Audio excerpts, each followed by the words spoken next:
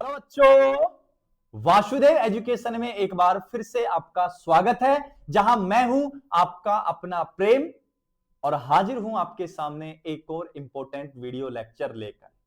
सबसे पहले अगर आप चैनल पर नए हैं तो चैनल को सब्सक्राइब जरूर कर लीजिए, बेल आइकन को हिट कर लीजिए ताकि आने वाले इंपॉर्टेंट वीडियो लेक्चर के नोटिफिकेशन आपसे मिस ना हो।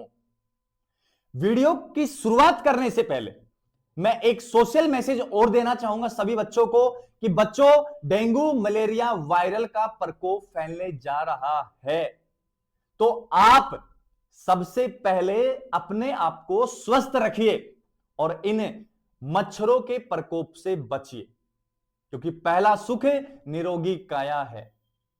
तो ये सोशल मैसेज जनहित में जारी है। अब शुरुआत करते हैं वीडियो की। जैसा कि आपको स्क्रीन पर दिख गया होगा, मैंने लिखा है SN1 अभिक्रिया। सर SN1 अभिक्रिया तो आपने लास्ट वीडियो लेक्चर में करवा दी थी, तो अब क्यों?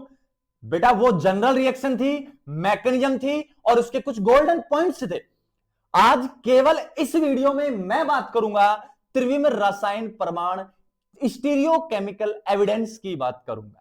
सर ये क्या होते हैं, इनको सबको मैं विस्तार में आपको समझाने वाला हूं। बस आप सर के चैनल को सब्सक्राइब कर लीजिए, क्योंकि ऐसी ही इंपॉर्टेंट वीडियो हम इस चैनल पर आपके लिए लाते रहते हैं। तो चलिए बच्चों, सीखते हैं, हम निकालते हैं अपनी कलम और बिखेरते हैं इसका जादू। तो सुनिए, त्रिविम रसायन प्रमाण अगर ये आपको सीखना है तो इससे पहले एक की पॉइंट की बात करूंगा। मैं की पॉइंट्स की बात करने वाला हूं। पॉइंट्स है। अब सर वो की पॉइंट्स क्या है? उस की पॉइंट्स का नाम है बेटा अनुक्रम नियम। अनुक्रम नियम, ठीक है, ये लीजिए। अनुक्रम नियम का एक नाम और होता है और वो नाम होता है वरीयता नियम। वरीयता नियम को एक नाम और दिया जाता है CIP नियम, और CIP नियम की फुल फॉर्म होती है कान है इन गोल्ड प्रीलोंग प्रीलोंग नियम। शॉर्ट में कहेंगे तो CIP नियम, ठीक है। अब ये नियम क्या कहता है? ये नियम कहता है कि उच्च परमाणु क्रमांक, उच्च परमाणु क्रमांक और उच्च परमाणु क्रमांक वाले को उच्च वरीयता दीजिए। उच्च वरीयता दीजिए।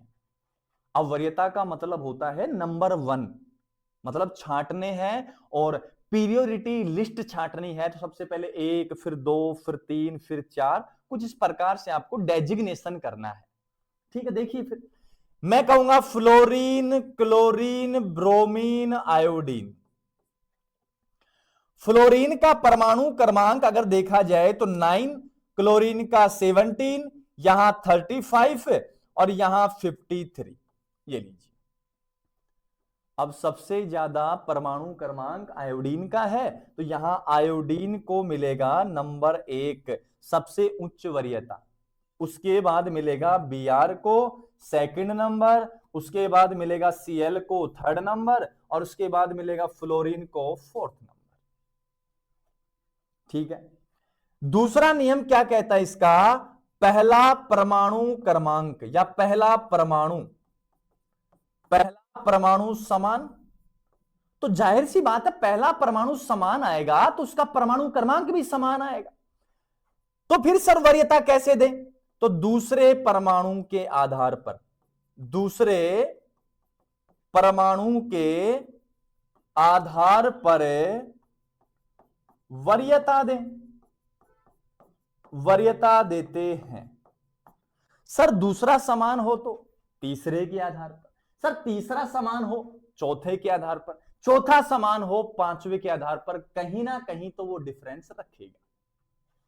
क्लियर है बच्चों यहां तक मेरी बात? सर ठीक है, ये काम आपको करना पड़ेगा त्रिविम रसायन प्रमाण के लिए।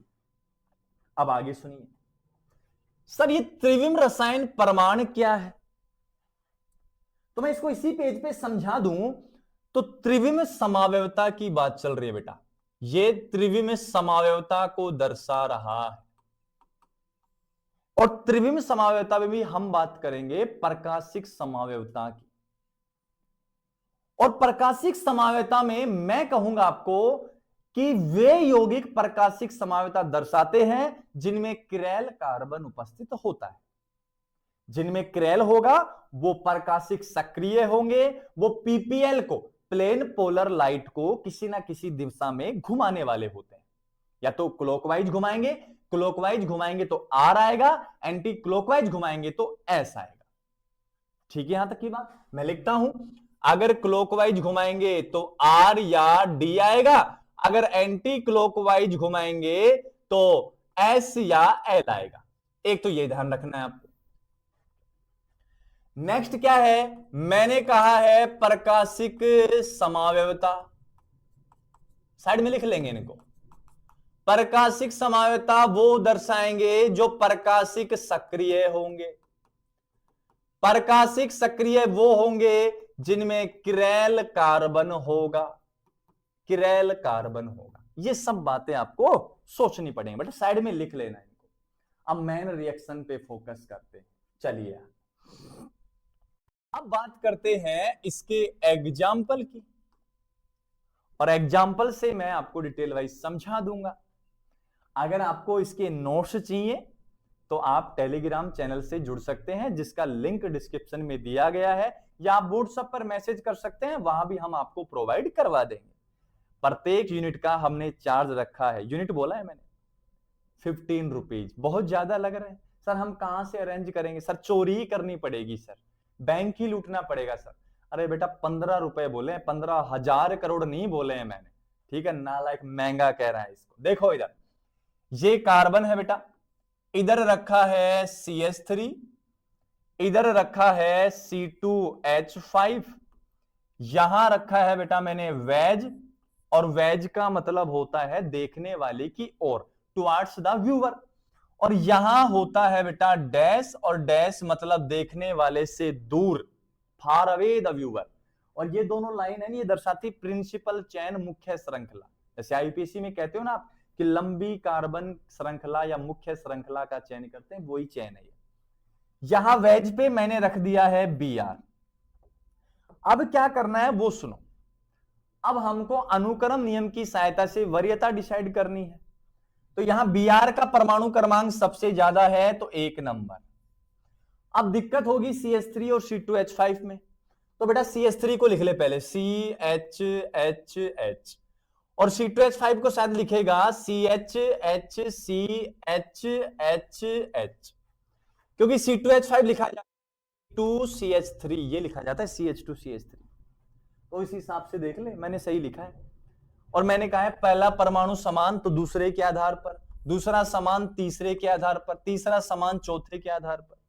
इसका परमाणु क्रमांक 6 तो इसको मिलेगा। अब ये कार्बन किसका है, C2H5 का है, तो बेटा 2 नंबर इसको, 3 नंबर इसको, सबसे कम परमाणु क्रमांक इसका, 4 नंबर इसको हटाओ।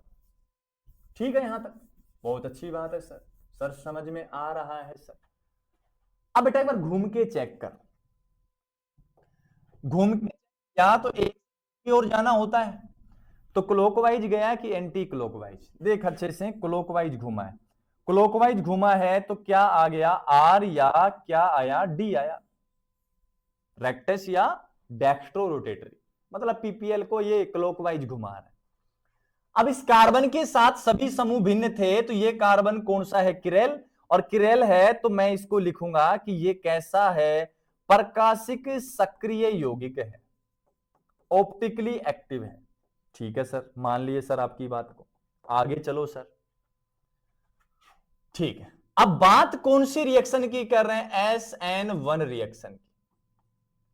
अब मुझे सबसे पहले बताएंगे SN1 रिएक्शन 2 पदों में पूर्ण होती है। पहले पद में मध्यवर्ती कार्बन का निर्माण होता है।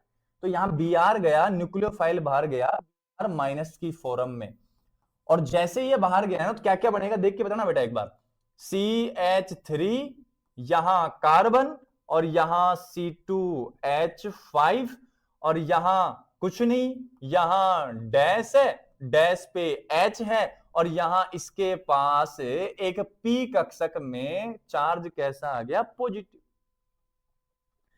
अब अगर मैं इसकी बात करूं बेटा, अगर मैं इसकी बात करूं तो इस कार्बन का हाइब्रिडाइजेशन है sp2, क्योंकि कार्ब धनायन बना है। अरे इस कार्ब धनायन का हाइब्रिडाइजेशन क्या है, sp2, और यही कार्ब धनायन इस रिएक्शन का क्या है, इंटरमीडिएट है। जिनका sp2 संकरण होता है वो प्लेनर होते हैं। प्लेनर का मतलब समतलीय होता है, और समतलीय का मतलब है आगे से अटैक भी हो सकता है और पीछे से अटैक भी हो सकता है। ठीक है, ये बात मैं आपको समझाना चाह रहा था। नेक्स्ट देखिए, अब नेक्स्ट स्टेप में आएगा कौन, नाभिक्स नहीं, और नाभिक्स नहीं आता था एक्वस क्यूएच से। एक्वस क्यूएच देता था बेटा OH माइनस, ये लीजिए, फिर से एक्वस क्यूएच आया और एक्वस क्यूएच देता है OH माइनस। सर दो पार्ट क्यों बनाए, क्योंकि बेटा ये कार्ब धनायन मध्यवर्ती sp2 संकरण के कारण समतलीय है, तो सबसे पहले अटैक होगा फ्रंट अटैक।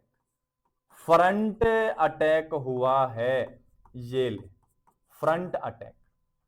और जैसे ही फ्रंट अटैक होगा तो जो उत्पाद बनेगा ना बेटा, उसको समझ दो। उत्पाद क्या बनेगा, तो रहा कार्बन, यहां रहा CH3, यहां रहा कौन, C2H5, यहां डैश पे कौन है हाइड्रोजन, और यहां वेज पे कौन आ गया, OH। अब एक बार अगर इसमें घूमा जाए ना, तो यहां OH को तो 1 नंबर, CH3 को या C2H5 को 2 नंबर, इसको 3 नंबर, इसको 4। किरेल है, घूम के देखा तो क्लॉकवाइज आया, और क्लॉकवाइज में आर या क्या होता है, लेकिन यार ये तो समतलीय है। अरे यहां तो बैक से भी अटैक हो सकता है, तो यहां जो अटैक हुआ तो वो अटैक हुआ बैक अटैक। पहला फ्रंट था और दूसरा कौन सा है, बैक अटैक है। और जैसे बैक अटैक है तो सुनो, उसने मुझे पीठ पीछे से धोखा दिया, मेरी तो दुनिया बदल गई। सपोज दैट बच्चों मैं ऐसे करके चल रहा हूं, ये दोनों हाथ पीछे है मेरे, अब मैं ऐसे आगे करके चल रहा हूं, ये लीजिए।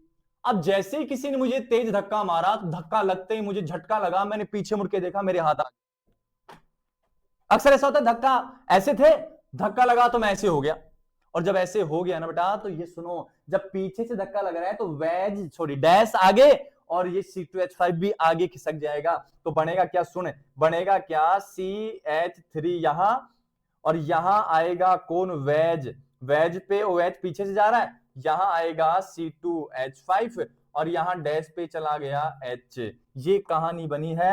और जब ये कहानी बनी है ना बेटा, तो सुन, OH को कितना नंबर देगा, OH को 1 नंबर, C2H5 को 2 नंबर, CH3 को 3 नंबर, हाइड्रोजन को 4 नंबर। और जब घूम के आया तो पता लगा एंटी क्लॉकवाइज घूमा है, यहां आएगा S और L। अब सर ये क्या कर लिया, क्या समझाना चाह रहे हो, ठीक है। तो सुनो बेटा क्या कहा है मैंने, अरे जब अभिकारक था तो क्लॉकवाइज घूम रहा था, जैसे ही यहां मध्यवर्ती कार्ब धनायन बना sp2 हाइब्रिडाइजेशन के कारण समतलीय हुआ, और जैसे ये समतलीय हुआ तो यहां फ्रंट अटैक हुआ और बैक अटैक हुआ। फ्रंट में अटैक में क्लॉकवाइज निकला, मतलब पीपीएल को क्लॉकवाइज घुमा रहा है। यहां बैक अटैक हुआ तो कहानी बदली, विन्यास बदला, तो यहां एंटी क्लॉकवाइज घुमा रहा है। तो ऐसे लग रहा है आधा तो क्लॉकवाइज और आधा एंटी क्लॉकवाइज। तो यहां ऐसे कहा जाता है, यहां जो उत्पाद प्राप्त होता है वो 50% तो आर या डी और 50% एस या एल प्राप्त होता है, और ऐसे उत्पाद को कहते हैं रैसेमिक मिश्रण कहते हैं। क्या कहते हैं बेटा, रैसेमिक मिश्रण कहा जाता है। ये कहानी आपको समझनी थी। तो SN1 का जब त्रिविम रसायन प्रमाण देखा गया तो वहां पता लगा कि 50% डी 50% एल, मतलब रेसेमिक मिश्रण प्राप्त होता है, ये उत्पाद होता है SN1 का। क्लियर है, एक बार सभी बच्चे स्क्रीनशॉट ले लेंगे, अच्छे से इसको समझेंगे, वीडियो को अच्छे स्लोली देखेंगे, अच्छे से समझ आ पाएगा। फिर भी कोई दिक्कत है तो कमेंट सेक्शन में बता सकते हैं। मिलते हैं नेक्स्ट वीडियो में SN2 अभिक्रिया की त्रिविम रसायन प्रमाण को लेकर। और ये दोनों क्वेश्चन जो मैंने करवाए हैं, एक तो अब एक आने वाले वीडियो में करवाऊंगा SN1 और SN2 का त्रिविम रसायन प्रमाण का, बहुत ज्यादा इंपॉर्टेंट क्वेश्चन है, एग्जाम में देखने को मिल जाएगा। लेकिन जाने से पहले आप चैनल को एक सब्सक्राइब करके जरूर जाइएगा, ठीक है।